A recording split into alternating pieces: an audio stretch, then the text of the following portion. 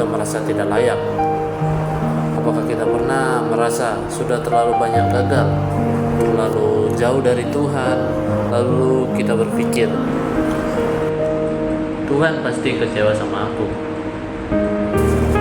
Tapi anehnya, di saat seperti itu kita justru masih diberkati, kita masih dipelihara, masih diberi kesempatan. Itulah yang Alkitab sebut sebagai kasih karunia.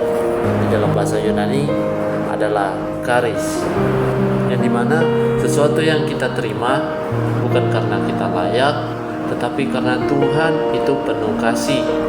Jadi kata charis dalam bahasa Yunani berarti anugerah, sesuatu yang diberikan secara cuma-cuma.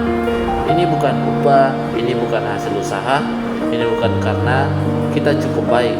Di dalam Efesus 2 ayat 8 berkata, karena kasih karunia kamu diselamatkan oleh iman, itu bukan hasil usahamu.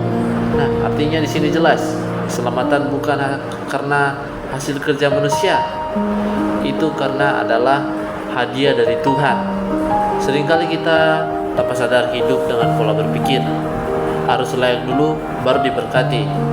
Kita berpikir, kalau aku baik, Tuhan sayang. Kalau aku gagal, Tuhan semakin menjauh.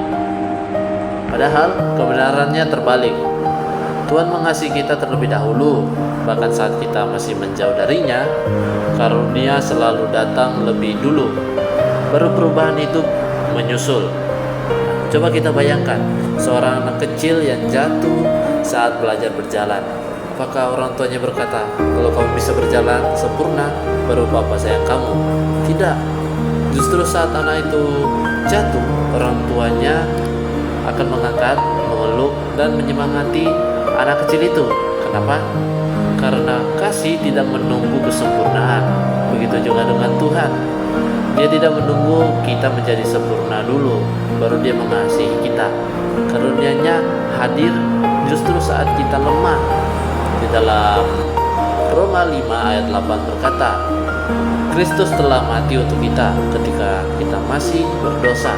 Nah, itulah charis, kasih yang datang bahkan sebelum kita berubah. Nah, menjadi permasalahannya adalah banyak orang percaya sudah menerima karunia itu, tapi tidak hidup dalamnya. Kita masih hidup dalam rasa bersalah berlebihan, rasa tidak layak, takut dihukum terus-menerus. Kita datang kepada Tuhan seperti seorang hamba yang ketakutan, bukan sebagai anak yang dikasihi. Padahal charis mengubah identitas kita dari kita yang orang berdosa menjadi anak Tuhan, dari orang yang menjauh menjadi dekat, dari orang yang terikat menjadi bebas. Karunia bukan hanya menyelamatkan kita, tetapi juga memulihkan cara kita melihat diri sendiri. Hari ini mungkin kamu merasa gagal, jatuh dalam dosa yang sama, atau kita pernah merasa Tuhan sudah lelah dengan kamu. Dengarkan ini baik-baik. Karunia Tuhan tidak pernah habis, bukan karena kita kuat, tetapi karena Dia setia. Hari ini yang Tuhan minta bukan kesempurnaanmu, tetapi hatimu. Jadi datanglah apa adanya, terimalah karunia itu, dan ketika kita benar-benar memahami charis, hidup kita akan berubah. Kita akan menjadi lebih bersyukur, lebih rendah hati, lebih mudah mengampuni orang lain. Karena kita sadar, kita pun hidup dari karunia.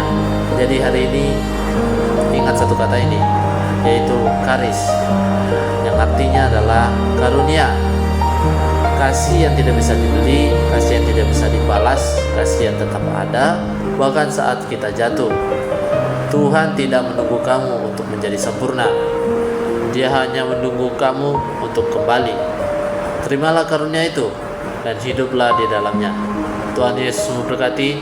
Shalom.